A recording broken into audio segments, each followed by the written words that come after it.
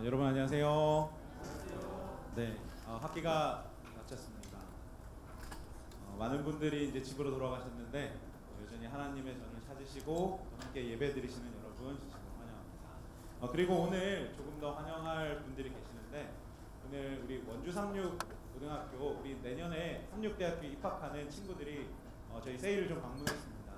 자세한 인사는 우리 예배 후에 좀 드리도록 하겠습니다. 오늘은 신랑을 기다리며 라는 제목으로 우리가 이번 2018년 끌어왔던 우리는 하나님 나라입니다 라는 이 전체 주제의 마지막 시간을 좀 갖도록 하겠습니다. 우리 다시 한번 성경을 읽었지만 한 번 더 읽도록 할까요? 같이 한번 읽겠습니다. 시작. 그때 천국은 마치 등을 들고 신랑을 맞으러 나간 열 처녀와 같다 하리니 그 중에 다섯은 미련하고 다섯은 슬기 있는 자라.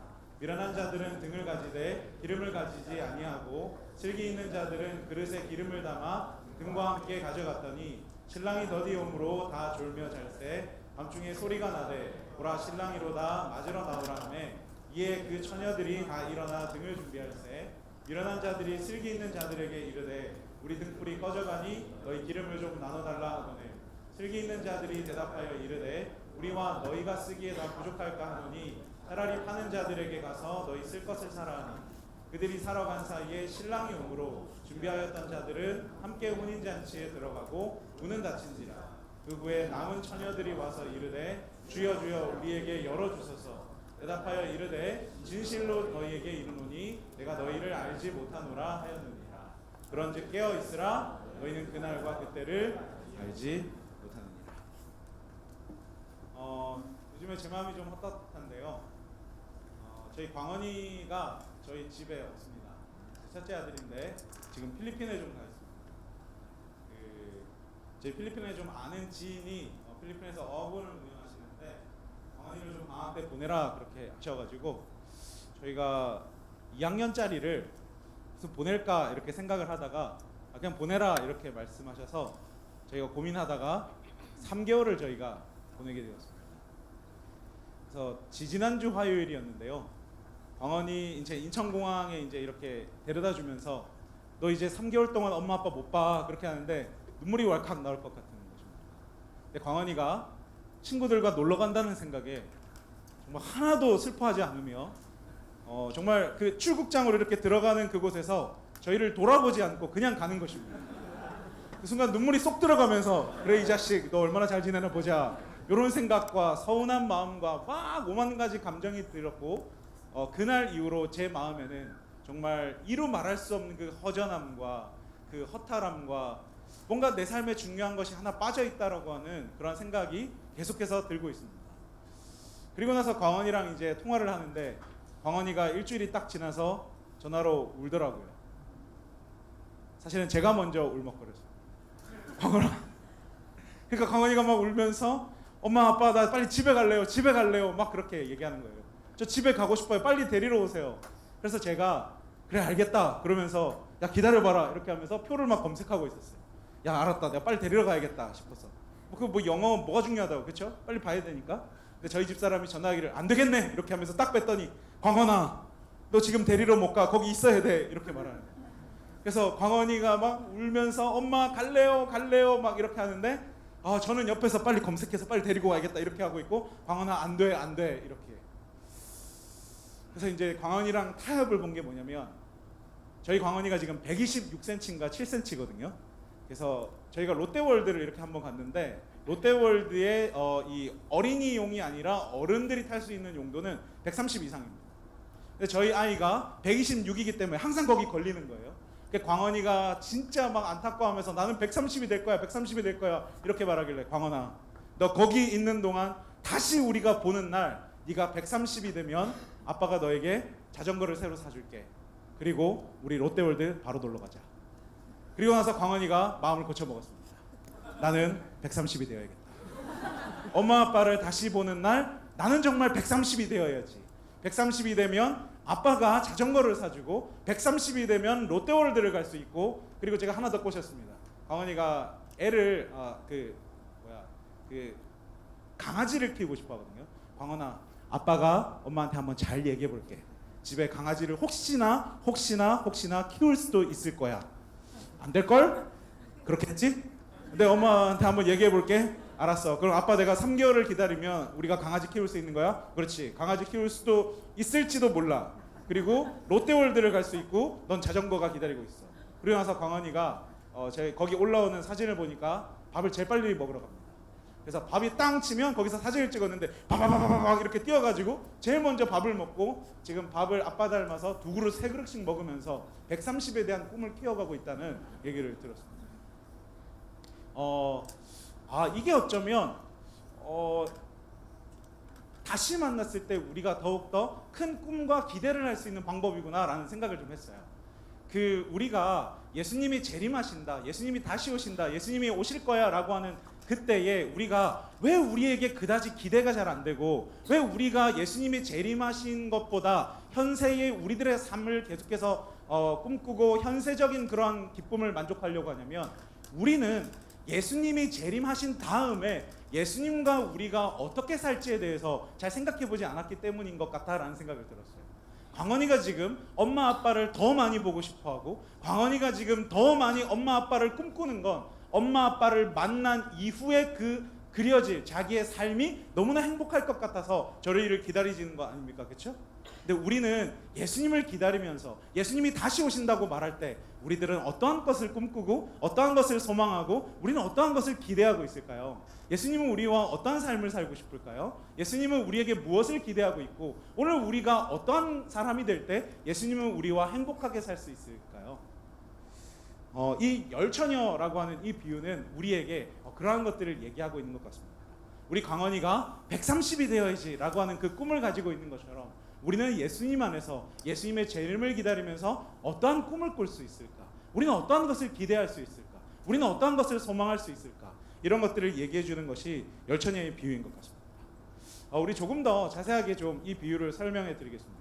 자, 우리 마태복음 24장 3절에 예수님께서 제자들과 함께 감람산으로 가셨어요. 예수님이 이제 십자가에 달리기 얼마 전이었고 예수님이 이제 십자가에 달렸다가 내가 다시 하늘로 갈 거야, 내가 다시 재림할 거야 라는 것을 알려주셨을 때 제자들의 마음에 무엇이 궁금하기 시작했냐면 예수님 언제 다시 오실까? 예수님 언제 우리와 함께 있을 수 있을까? 이것이 너무 궁금하기 시작했어요. 그래서 이 제자들이 예수님에게 예수님 언제 오십니까? 예수님 어떤 때 오십니까? 예수님 오실 때 어떠한 일이 벌어지겠습니까? 이것들을 물으셨어요. 그때 예수님께서 내가 올 때는 이러한 일도 있고 이러한 일도 있고 이러한 일도 벌어지는데 그런데 내가 너희에게 진짜 말하고 싶은 건 내가 올 날이 너희에게 중요한 것이 아니라 내가 오고 나서 내가 올 때 너희가 어떠한 사람이 될 거냐가 내게 더 중요한 것 같아 라고 예수님께서 말씀하셨어요. 그래서 예수님이 마태복음 24장 44절에 이렇게 말씀하셨습니다. 같이 읽을게요. 시작. 이러므로 너희도 준비하고 있으라. 생각하지 않은 때에 인자가 오리라. 뭐 하고 있으라고요? 준비하라. 뭘 준비하면 될까요? 예수님 재림하실 때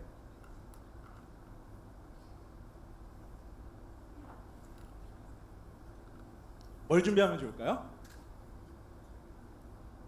머리도 좀 이렇게 다듬고 옷도 좀 새롭게 해입고 어떤 걸 준비하면 좋을까요?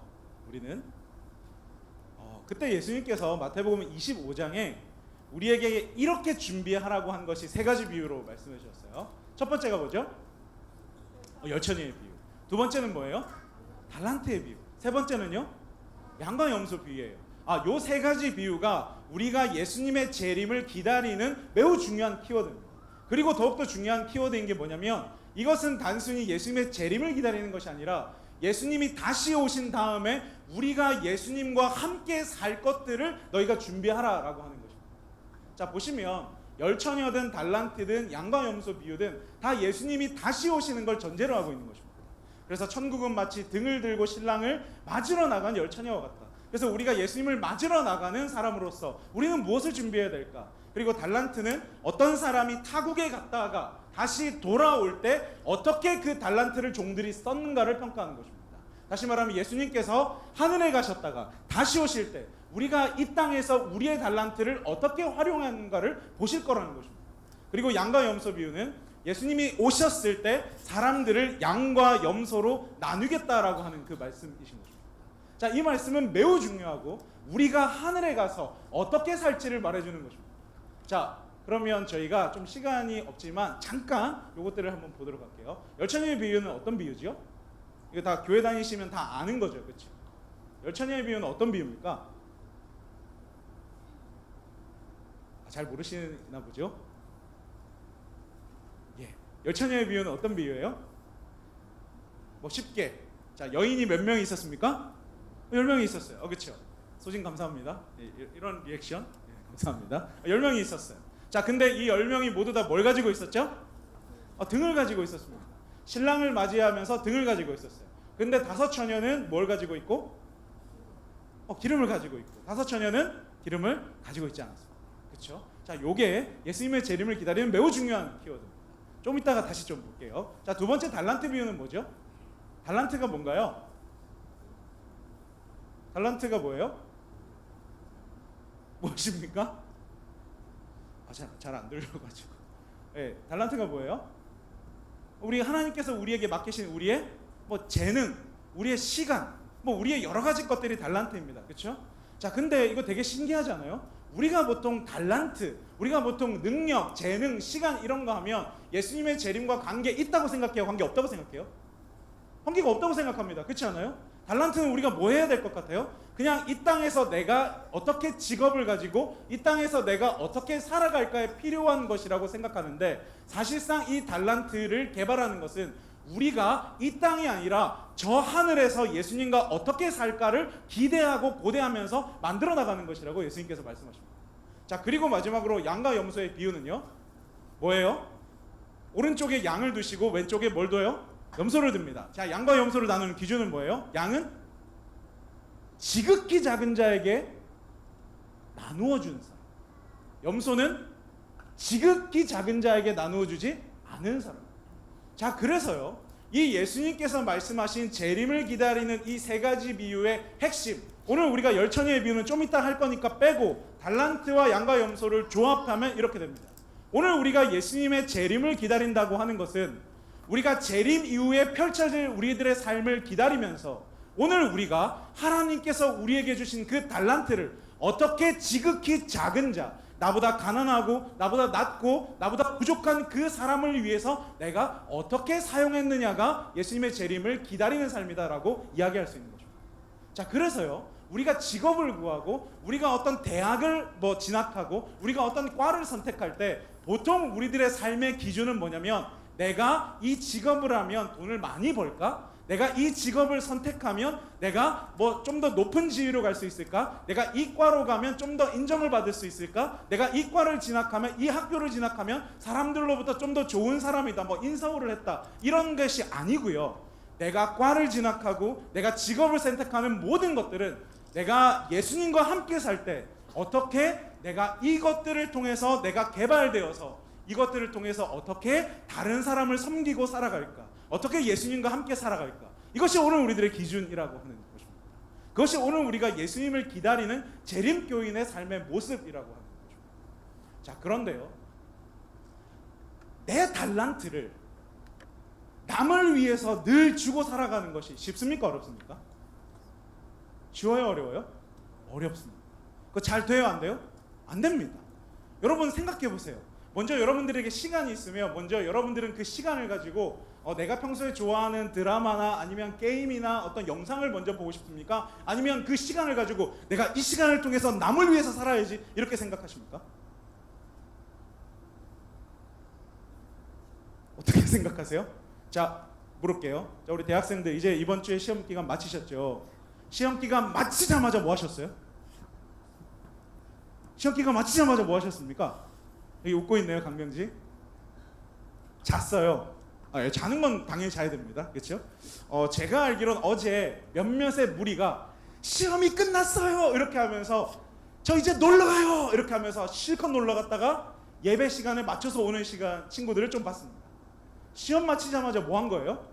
노는 것입니다. 보통 우리는 노는 게 잘못됐다고 얘기하는 거 절대 아닙니다. 저 같아도 놀겠어요? 저도 놉니다. 근데 오늘 우리가 보통 내가 열심히 뭔가를 하다가 뭔가 내게 남고 비는 시간들을 우리가 보통 어디에 사용하냐면 보통 나의 만족을 위한 시간으로 많이 사용을 합니다. 그렇죠? 근데 이것들은 사실은 양의 속성이라기보다는 염소의 속성인 것입니다. 다시 말하면 오늘 우리들은 예수님의 재림을 기다리면서 사실상 예수님께서 고대하시고 기다리시는 그런 사람으로서 우리 자신을 꼴지어가는 것과는 약간 다른 삶을 살 수도 있다라는 얘기를 드리고 싶습니다. 그리고 오늘 우리가 그렇다면 어떻게 예수님께서 꿈꾸시는 그 사람이 될까의 핵심이 바로 오늘 우리가 볼 열처녀의 비유인 것입니다. 자, 여기까지 엄청 빠르게 얘기했는데 여기까지 다 잘 이해되세요? 네, 한 3명 이해하신 것 같은데 이해 못하시면 다시 처음부터 할까요? 예, 다 이해되셨죠? 네. 그래서 이 열처녀의 비유가 매우 중요한 비유입니다. 우리가 어떻게 하나님께서 내게 주신 그 모든 것들로 내가 나를 위한 삶이 아니라 다른 사람을 위한 삶을 살 수 있을까? 이 핵심이 열처녀의 비유에 담겨 있는 것입니다. 자, 그러면 예수님의 재림을 기다리는, 준비하는 사람이 가장 주의 깊게 살펴야 될 비유 중에 하나가 이 열처녀의 비유인 것입니다. 자, 우리 열처녀의 비유 아마 다 아실 거예요. 여기 이제 여기는 5 처녀만 있네요. 등불을 들고 있는 이 5 처녀들. 자, 우리가 이 비유를 조금 더 살피려면 이 열처녀의 비유의 핵심적으로 나오는 걸 좀 봐야 됩니다. 자, 열처녀의 비유에서 다시 한번 이 10명의 처녀들이 공통적으로 가지고 있었던 것이 뭐라고요? 등불입니다. 자, 그런데 10명의 처녀 중에서 5 처녀와 그 나머지 5 처녀를 나누게 된 것은 또 뭐라고요? 기름입니다. 자, 잘 설명드리겠습니다. 자, 요거 권재범 목사님 방에 있더라고요. 옛날에 CMC에서 썼던 건가요? 제가 잠깐 여러분들을 위해서 사용절도라고 이렇게 다시 돌려줄 목적으로 절도를 좀 해왔습니다. 본인의 동의를 받지 않고. 자, 보시면 와, 여기 등불이 있군요. 예, 그렇죠? 등불이 있습니다. 이 등불이 켜지려면 불이 참 밝다, 그렇죠? 네. 이 등불이 켜지려면 뭐가 필요할까요? 여러 가지 심지도 필요하고 여러 가지가 필요한데 건전지가 필요한 것 같아요. 요거 한번 켜볼까요? 요거가 제가 아무리 해도 안 켜지더라고요. 이거 왜 안 켜질까요? 뭐가 없다고요? 예, 건전지가 없어요. 그러니까 오늘 우리에게 아무리 좋은 등불이 있다고 할지라도 이 등불을 켜게 만드는 건전지가 없으면 우리가 이 등불을 켤 수 없습니다. 그렇죠? 마찬가지로 오늘 우리가 아무리 좋은 등불을 가지고 있다고 할지라도 오늘 우리에게 그 등불을 계속해서 켜도록 만드는 그 기름이 없다면 우리들은 아무것도 켤 수 없는 것입니다. 자, 그러면 우리가 이미 다 알고 있겠지만 이 등불은 무엇을 이야기하는 걸까요? 무엇을 비유로 얘기하는 걸까요? 등불은 뭘까요? 뭐예요? 그냥 우리 오늘 다 교회 처음 온 걸로 생각하고 제가 설교하면 되는 거겠죠? 네, 등불은 말씀입니다. 우리 시편 119편 105절입니다. 같이 한번 읽을게요. 시작. 주의 말씀은 내 발의 등이요 내 길의 빛입니다. 네, 하나님의 말씀이에요. 하나님의 말씀이 오늘 우리에게 빛이 되어서 오늘 우리가 어디로 가야 될지, 우리가 어떻게 살아야 될지, 어느 쪽으로 가야 될지 우리에게 이 빛을 비춰주는 것이 이 하나님의 말씀인 거예요. 그래서 오늘 우리에게 말씀이 없다면 오늘 우리는 어두움 속에서 살아갈 수밖에 없어요. 어디로 가야 될지, 어떤 방향으로 살아야 될지, 내 삶이 어디로 가야 만족스러울지, 하나님께서 오늘 우리에게 어떤 삶을 원하실지 이 말씀을 통해서 우리들은 알 수 있어요. 자, 그렇다면 오늘날 그리스도인들은 전부 다 말씀을 가졌어요, 안 가졌어요? 가졌어요. 근데 되게 신기하다, 그렇죠? 오늘 우리가 생각할 때는 말씀을 가진 사람은 참 지혜로운 사람일 것 같지 않아요? 그렇지 않아요? 지혜로운 처녀일 것 같잖아요, 그렇죠? 근데 오늘 여기에 있었던 이 10명의 처녀 모두가 다 뭘 가졌다고? 말씀을 가졌대. 말씀을 가졌는데 5명은 신랑을 맞이할 수 있고 5명은 신랑을 못 맞이했다는 거예요. 와, 신기하다, 그렇죠? 말씀을 가졌으면 다 가진 거 아니에요?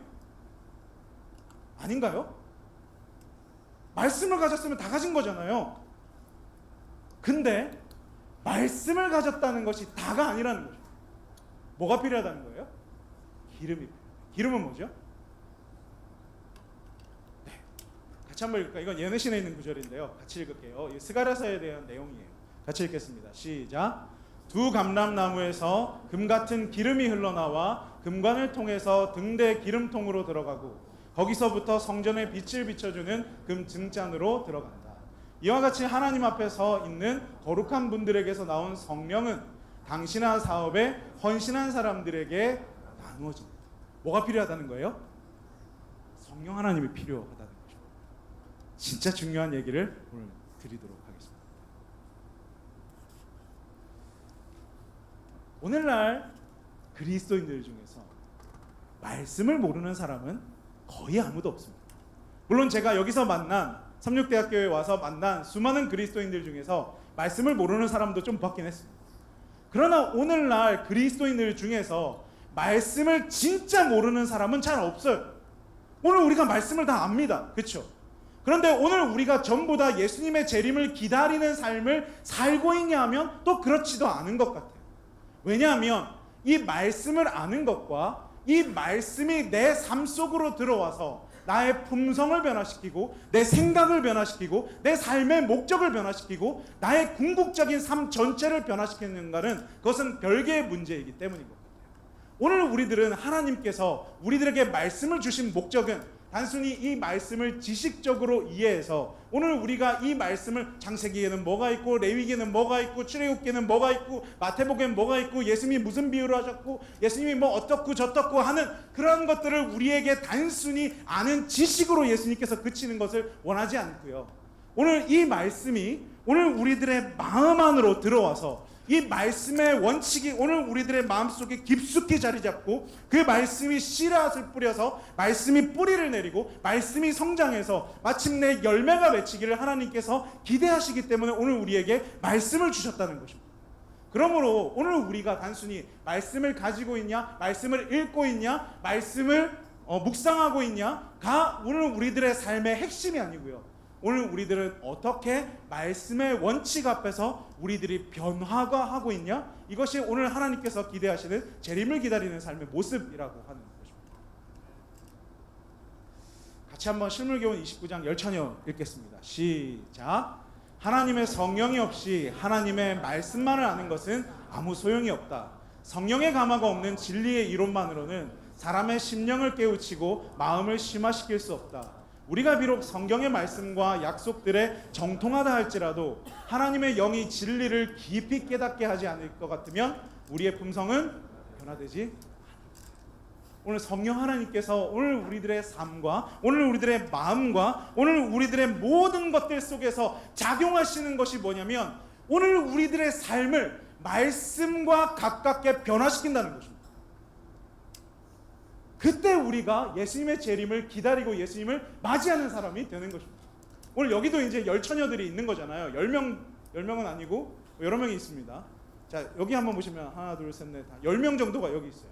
근데 하나님이 보실 때 지금 우리가 함께 예배하고 함께 같이 공동체 생활하고 함께 CMC하고 함께 예배드리고 함께 마을 활동하고 함께 세이하고 있지만 5명의 사람들은 그 말씀의 원칙으로 나의 삶이 변화된 사람일 수 있고 5명의 사람은 말씀은 그냥 지식으로 가지고 있는 채 아무것도 내 삶은 변화되지 않고 있는 사람이 있다라는 것입니다.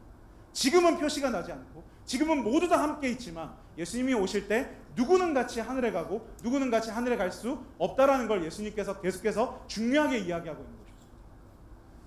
자, 성령이 오늘 우리들의 삶 속에 임하시면 우리들의 삶이 변화되고 오늘 우리들의 품성이 예수님과 같은 것으로 변화하게 됩니다.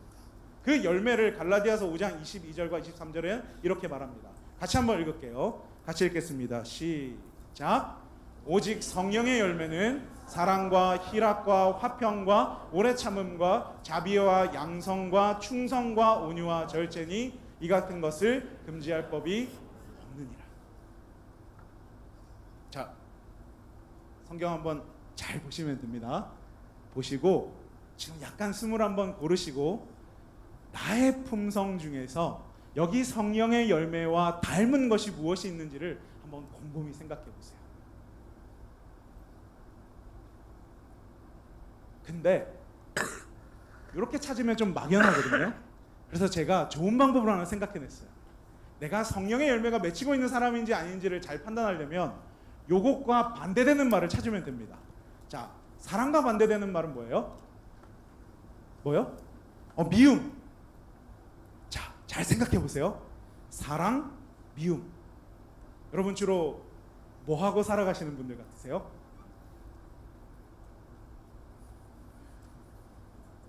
우리가 웃음이 점점 사그러질 것 같아, 그렇죠? 자, 그 다음에 희락은 영어로 joy래요. joy의 반대말은 뭐죠? 기쁨의 반대말은 슬프고 화내고 이런 것 같습니다. 자, 화평의 반대말 peace인데요. peace의 반대말, 화평의 반대말은 뭐죠? 싸우고 뭐 여러 가지 것들이 있을 것 같습니다. 그냥 내 삶을 생각하면 돼요, 그렇죠? 내 삶을 생각하면 됩니다. 오래 참음의 반대말은 오래 안 참는 거죠, 그렇죠? 그냥 금방 화내고 분노하고 막 이런 것들이 이제 반대말입니다. 자비는 kindness를. 여러분 어떻게 kind한 사람들이십니까? 여러분 약간 kind하긴 한 것 같아요. 네. 그 다음 볼까요? 양선, goodness, 함께 있으면 선한 것들을 추구하는 것입니다. 어떠세요? 괜찮으세요? 자, 충성, faithfulness. 그 사람이 어떤 사람이든지 간에 내가 충성하는 것입니다. 내 이익과 관계없이 내 이익과 반하더라도 이 사람에게 충성하는 것입니다. 괜찮으세요? 보통 이거 아니잖아요. 보통 내 이익에 합하면 충성하고 내 이익에 반대면 배신하는 것이 우리 아닙니까? 자, 그 다음에 온유래요. gentleness, 젠틀한 사람, 젠틀맨인가 봐요. 네, 젠틀한 사람입니다. 마지막으로 절제입니다. 셀프 컨트롤. 나 자신을 누가 나를 컨트롤하는 것이 아니라 내가 내 감정과 내 삶과 내 행동과 내 말을 스스로 컨트롤할 수 있는 사람입니다. 자, 혹시 여기서 나는 이 반대말보다 여기 있는 열매가 나는 훨씬 많은 것 같아. 혹시 손 한번 들 수 있으세요? 여기 손 한번 들으실 수 있습니까? 벌써 그분은 여기 겸손하지 않은 분이라고 이제 우리가 생각할 수 있는데 여기는 뭐 안 나왔지만 그래서 여기 이제 다 겸손해가지고 손 안 드시는 거죠, 그렇죠? 성령의 열매가 이미 맺혀 있기 때문에 손을 안 드는 거라고 저는 생각합니다.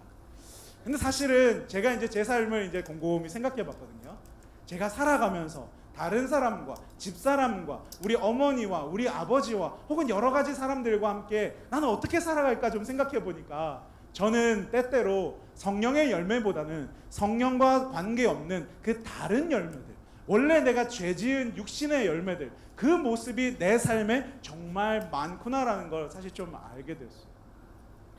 저는 때때로 오래 참지 못해요. 저는 때때로 겸손하지 못하고, 저는 스스로 절제하지 못하고, 저는 스스로 양선하지 못하고 자비하지 못해요.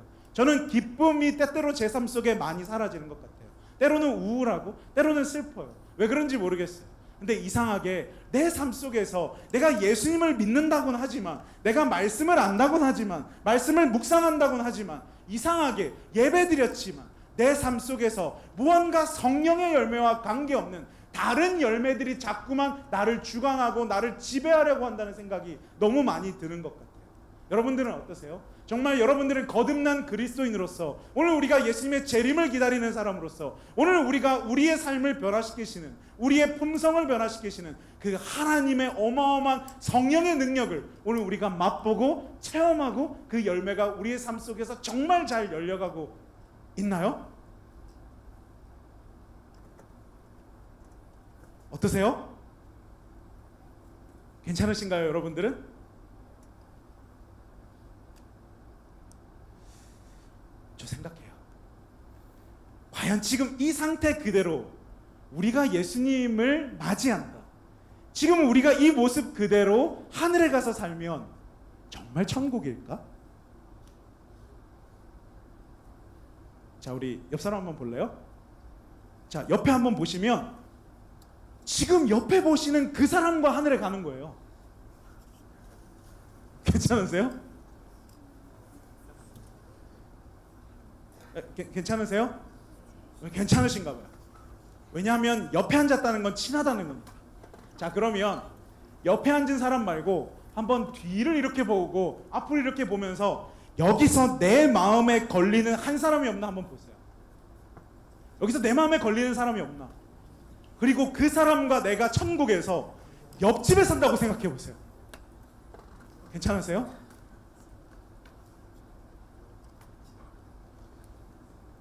예, 우리 모두는 다 그리스도이니까 괜찮다, 그렇죠? 네, 괜찮을 거라고 생각합니다. 그럼 우리 머릿속에 한 명을 떠올려 볼까요? 내가 진짜 미운 사람, 진짜 이 사람은 너무너무 짜증나서 견딜 수가 없는 그 사람 머릿속에 한번 떠올려 볼래요? 한 명이 아니라 혹시 여러 명인가요? 그 사람이랑 옆집에서 살아야 돼요, 천국에서. 괜찮으세요? 그래서 내가 유리바닷가 옆에 살면서 오늘은 너무 기분이 좋아가지고 천국에서 그 유리바다 뷰를 이렇게 딱 보면서 내가 너무 즐겁게 이렇게 밖으로 딱 나왔는데, 평소에 내가 진짜 싫어하는 사람이 옆에서 이렇게 또 이렇게 나왔어. 눈을 이렇게 마주쳤단 말이야. 그럼 여러분들은 그 상황 속에서 어떤 마음이 들 것 같아요? 아, 진짜 예수님 센스도 없이 왜 이렇게 방을 배정해 주셔가지고 진짜 서로 불편하게, 이런 생각 하시면 거기 천국 아니잖아요, 그렇죠? 거기서 우리가 어떻게 해야 돼? 서로 이렇게 만났는데 서로 와 진짜 강뷰 진짜 예쁘지 않냐? 진짜 예수님 대박, 진짜 어떻게 이런 아름다운 것을 주셨냐? 근데 나 그거 알아? 어디에 있느냐보다 누구 함께 있느냐가 중요하다. 내게 천국은 너와 함께 있어서야. 이렇게 말하면서 서로 얼싸할 수 있는 게 사실은 그게 천국이잖아요, 그렇죠? 그래서 오늘 우리가 이렇게 교회에서 함께 공동체 생활하고 마을 활동하고 같이 사랑하고 예배드리고 하는 그 모든 이유가, 천국은 나 혼자 사는 곳이 아니라 함께 사는 곳이기 때문에 그 천국에서 살아갈 연습들을 우리 함께 하고 있는 거 아닌가요? 맞죠? 그리고 나 혼자 있을 때는 몰랐던 내 품성적 결함과 약점들을 함께 있으면서 아, 내가 이게 약점이구나, 내가 이게 부족하구나 라는 것들을 알면서 하나님께 나 좀 고쳐주세요, 하나님 나 좀 만져주세요, 하나님 나 좀 이렇게 변화시켜 주세요 라고 내가 조용한 골방에서 기도하는 것, 그것이 오늘 우리들의 신앙생활의 핵심인 거잖아요. 그래서 오늘 이곳이 하나님의 나라가 되는 거지 않습니까? 우리 한번 실물교훈 29장 같이 읽어볼까요? 시작. 그대가 대수롭지 않게 여겼던 성령과의 교제가 혼인잔치 때에 그대로 하여금 기뻐하는 무리에 참가할 수 있게 해줄 유일한 것이다. 성령을 대수롭지 않게 여기고는 그대가 그 자리에 참여할 수 없다. 그 빛이 소경의 눈에 보이게 될 것이며 그 아름다운 음악이 귀머거리의 귀에는 들리게 될 것이지만 그곳의 사랑과 기쁨은 세속으로 마비된 마음에 아무런 즐거움도 일으킬 수 없게 될 것이다. 그대 자신이 천국에 들어가 어울려 살기에는 부적합하기 때문에 그대는 천국에서 제외될 것이다. 그래서 오늘 우리가 천국에 못 가는 이유는 오늘 우리가 뭐 죄를 짓고 오늘 우리가 나쁜 사람이어서 천국에 못 들어가는 것이 아니라 예수님께서 그 꿈꾸시는 천국의 모습과 우리의 실제의 삶의 모습, 우리가 추구하고 우리가 즐거워하고 우리가 기뻐하는 그것이 다를 때 우리는 그 예수님과 행복하게 살 수 없기 때문에 우리들은 천국에서 미안하지만 제외될 것이다. 아니, 우리 스스로 천국을 우리들의 궁극적인 꿈에서 제외시킬 것이다 라고 오늘 이 실물교훈은 이야기하는 겁니다. 오늘 여러분들은 이렇게 되면 너무 슬플 것 같지 않으세요?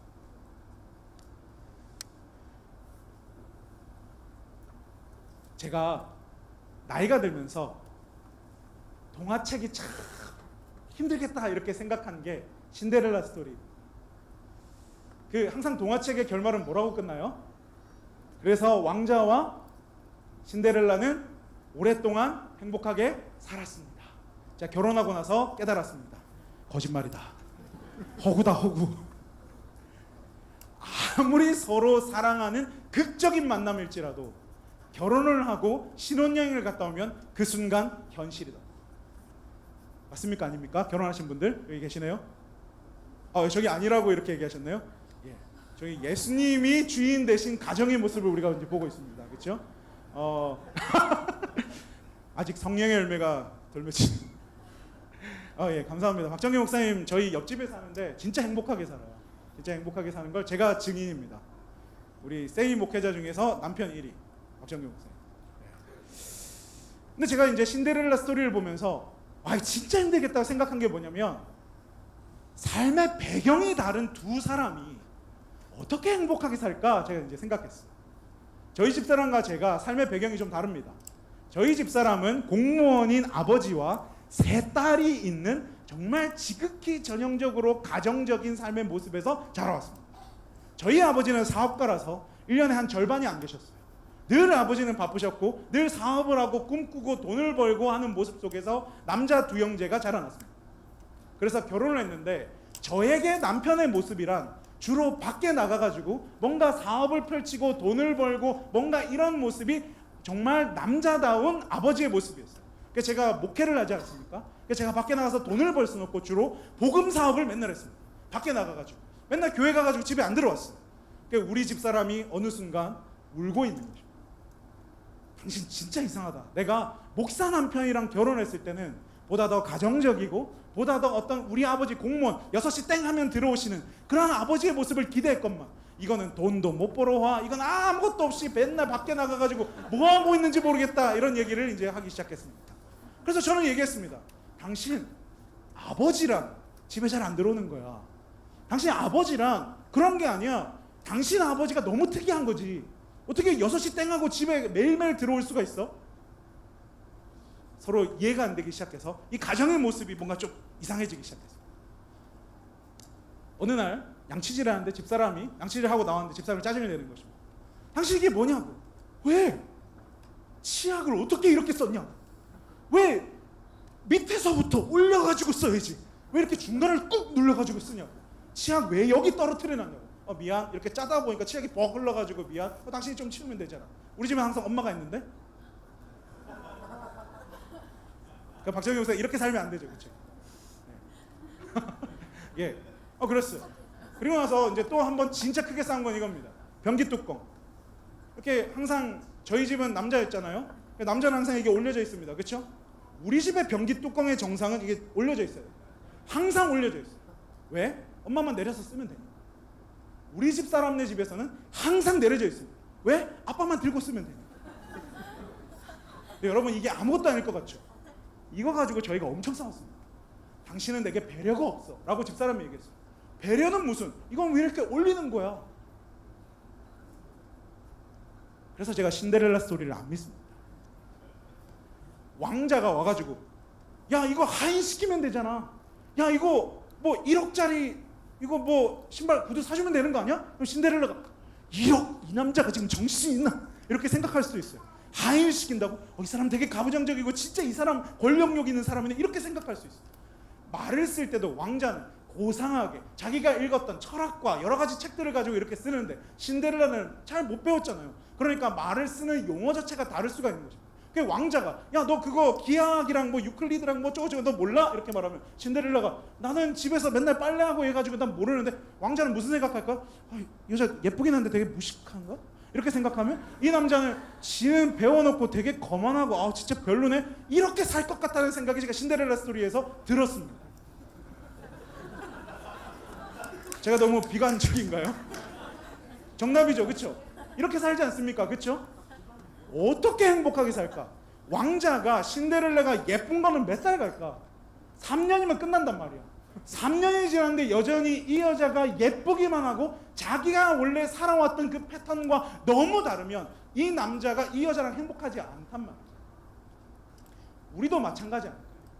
예수님을 우리가 기다리고 있는데 예수님이 꿈꾸시는 세상, 예수님이라고 하는 분, 우리가 생각하는 그 예수님의 아름다우심이랑 우리가 너무 달라서 예수님은 우리에게 다른 사람을 위해서 살아가자. 예수님은 우리가 다른 사람을 위해서 우리를 희생하자. 내가 십자가에서 너희를 위해서 죽은 것처럼 오늘 내가 너희에게 원하는 건 누군가를 위해서 너희 자신을 희생하고 너희가 십자가에 달려 죽는 것이 내가 너희에게 원하는 거야 라고 말할 때 오늘 우리가 예수님 저는 그런 거 살기 싫어요 라고 말한다면 우리가 저 하늘에서 어떻게 예수님과 함께 행복하게 살 수 있겠냐라고 하는 거죠. 그러니 오늘 우리가 진짜 예수님을 기다리고 신랑 맞는 그 신부의 삶을 기다린다는 것은 단순히 결혼식만을 기다리면서 피부 관리하고 뭐 화장하고 뭐 몸매 관리하는 것이 사실상 우리가 결혼을 준비하는 것이 아니라 우리가 결혼 이후에 어떻게 서로 맞추어서 살까를 기다리는 것이 오늘 우리가 진짜 예수님 기다리는 삶의 모습 아닙니까? 그렇죠? 그리고 오늘 우리가 그렇게 변화되기 위해서는 단순히 말씀만이 아니라 이 말씀이 오늘 우리들의 삶 속으로 들어와서 우리의 품성과 우리의 모든 것들을 바꿔낼 수 있어요. 우리가 마침내 예수님 재림을 기다리는 사람으로서 준비된 상태로 설 수 있다라고 하는 것이 이 열천의 비유인 것입니다. 그러므로 성령이 우리를 변화시키고 우리들의 삶의 동기와 목적과 생각을 변화시키실 때 우리들의 습관이 바뀌게 되고 우리들의 삶의 모든 패턴이 바뀌게 되면서 비로소 우리가 가지고 있는 이 달란트를 가지고 누군가를 위해서 살 수 있게 되는 것이, 그것이 성령이 변화시키는 우리들의 삶의 모습인 것입니다. 이제 말씀을 좀 마칠 거예요. 죄송해요. 이거 좀 넘겨주실래요? 하나만 더. 네.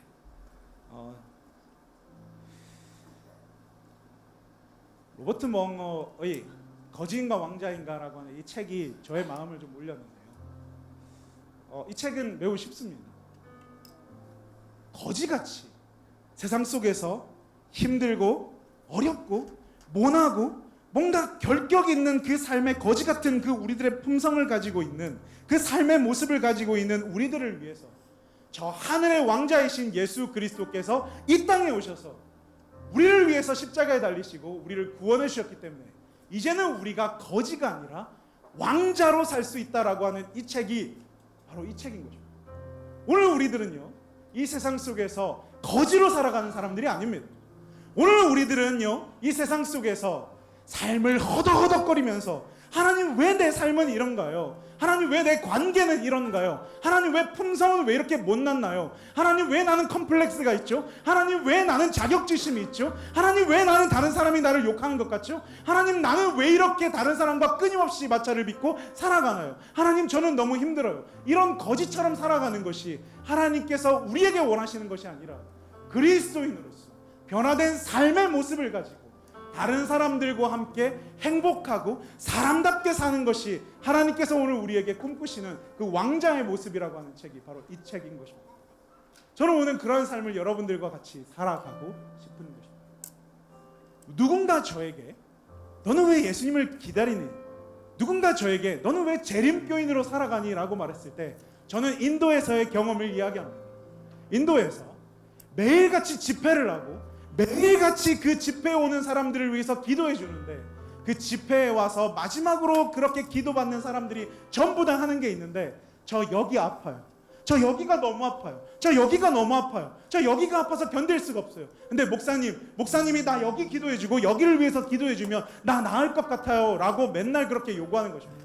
맨날 그렇게 기도하다가 보니까 이분들이 왜 아픈지를 보니까 다 영양실조에 과도한 노동으로 인해서 이 사람들의 근육이 이제 정상적이지 않은 것입니다. 그때 제가 깨달았어요. 내가 기도한다고 나을까? 내가 기도한다고 못 먹고 죽도록 일한 이 노인의 근육이 나을 수 있을까? 낫는다고 할지라도 이 노인은 여전히 밥을 못 먹고 여전히 아플 텐데 내가 기도를 하는 게 무슨 의미가 있을까? 라는 생각이 들었어요. 그리고 하나님께 기도했어요. 하나님, 전 무슨 기도를 해줘야 되죠? 아프지 말라고 기도합니다. 아니면 아프라고 기도합니다. 빨리 어떻게 하라고? 제가 무슨 기도를 할 수 있죠? 그때 하나님께서 제게 말씀해 주셨어요. 재림의 기도를 해라. 내가 다시 올 때 더 이상 이 세상에 아픈 사람도 없고 더 이상 이 세상 속에서 못 먹는 사람도 없고 더 이상 이 세상 속에서 고통받는 것이 없는 그 재림을 위해서 기도해라 라고 하나님께서 저에게 알려주셨어요. 그리고 나서 저에게 오는 그 수많은 사람들을 위해서 제가 기도해 줬어요. 하나님 다시 오실 때 제발 이 사람을 기억해달라고. 그리고 저곳에 가서는 아무도 아픈 사람 없이 우리 진짜 행복하게 살게 해달라고. 그리고 제가 한국으로 돌아와서 이제 제 기도의 제목이 바뀌어가기 시작합니다. 거기서는 병원을 갈 수도 없고 영양실조에 과도한 노동을 해서 몸이 아픈 사람들 투성이라면 이 한국에서는 마음이 깨어지고 마음이 불편하고 상처 입고 관계적 훼손이 있는 그 수많은 사람들이 살고 있는 곳이 이 한국이고 경쟁 속에서 친구를 이겨야 되고 어떻게든 살아남아야 되고 나를 해하려고 하는 그 사람들 속에서 방어적인 자세를 취하고 겨우겨우 살아가는 이 마음 아픈 사람들, 하나님 예수님의 재림하실 때 이 마음 아픈 사람들 좀 다 고쳐주셔서 더 이상 그곳에 가서는 서로 미워하지 않고 서로 마음 아프지 않고 서로 자격지심 갖지 않고 서로 질투하지 않고 서로 행복할 수 있는 그 세상을 하나님 꿈꾸고 싶으니 하나님 지금 우리를 변화시켜 주시고 하나님 그곳에 우리를 데리고 가달라고 하나님께 기도하는 것입니다. 이제 1년 동안 우리는 하나님 나라입니다 라는 이 설교를 마치면서 진정으로 오늘 우리들의 마음속에 하나님 나라가 임했으면 좋겠습니다. 하나님께서 오늘 우리들의 주인 되셔서 오늘 우리들의 말씀으로 우리들의 삶을 바뀌시고 우리들이 성령 안에서 변화되는 그 하나님 나라가 저와 여러분들에게 임하기를 간절히 바라면서 오늘 말씀을 마치겠습니다.